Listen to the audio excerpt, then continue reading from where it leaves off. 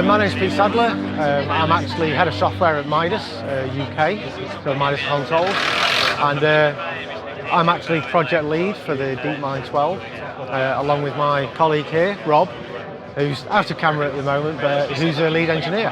The DeepMind 12 came about because of a conversation of Uli and I quite a few years ago, where Uli had been asking me for a synthesizer, and there was a bit of a slot in the schedule, and I went back to him and said, okay, I think we can do something, and it kind of followed from there, really. So it was really the passion of Uli and that conversation which led to it. Well, the original concept was something along the lines of a Juno 106, a very, very popular synth, a synth we all love. And Rob and I had a chat about it, and Rob really wanted to build on that heritage there and that concept, because the layout, people like the restrictions of the oscillators, and add things like a mod matrix, effects, and a little bit of a better sub, and just go from there, really. And then it sort of blossomed into this. So when did you start on the synthesizer? My memory doesn't serve me very well, but it feels like forever. But I think it's probably about 2 years, 2.5 years, something like that. Now, had you worked on building a synthesizer before, or how did you know how to get started on this? That's Rob. Rob worked at Red Sound before, and I mean, we've been Midas Consoles for a long time, so obviously software and analog engineering is kind of one of our fortes. So not a huge amount in analog synthesis, but in software and in engineering terms, obviously got a huge amount. Well, we started on a breadboard with some basic circuits, a single oscillator. There's somebody who saw the original teaser video, that was actually a little breadboard with a filter and an oscillator on it.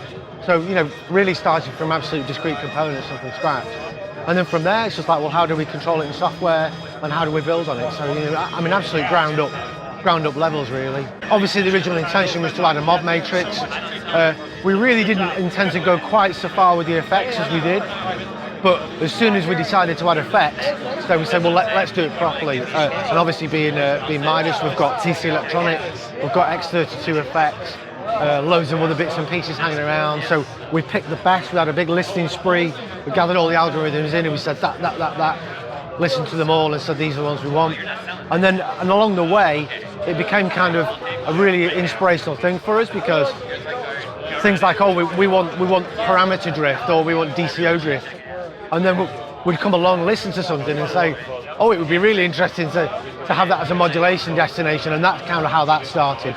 You know, we'd come along and say it would be really interesting to modulate this in this way, and the whole team, really, myself, Rob, and everybody else that played with it, really started to add features in and bits and pieces. So it really became a little bit of a journey for us all along that way. Yeah, well, this is we've added between 3 and 4. We added wood end cheeks. Again, those there's only a couple of pairs of those, but I mean, really, it's quite close. We've got to add Wi-Fi to the next version, which is a TMS sample, which is a pre-production sample. That's probably the only thing that's going to really change. We'll tweak some circuitry, we'll drop the noise floor a bit.